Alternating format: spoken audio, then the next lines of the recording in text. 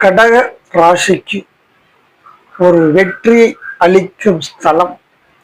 கடகராசிக்காரர்கள் எல்லாருக்குமே மிக அற்புதமான யோகத்தை கொடுக்கக்கூடிய ஸ்தலம் என்றால் அது கும்பகோணம் அருகே அமைந்துள்ள திருவிச நல்லூர் அருகே உள்ள திருந்து தேவன்குடி என்ற ஆலயத்தில் அங்கு சிவபெருமான் நண்டு பூஜித்ததால் அங்கு கற்கடகேஸ்வரராக இருக்கிறார்.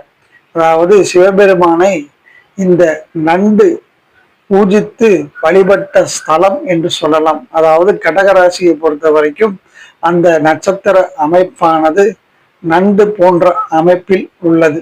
அதாவது அந்த ராசி மண்டல நட்சத்திரத்தின் அமைப்பு. ஆகவே இந்த கடகராசியில் பிறந்தவர்கள் எல்லோருக்குமே இங்கு சென்று வந்தால் பொருளாதார முன்னேற்றம் ஏற்படும், காரிய தடைகள் விலகும், மிக அற்புதமான யோகம்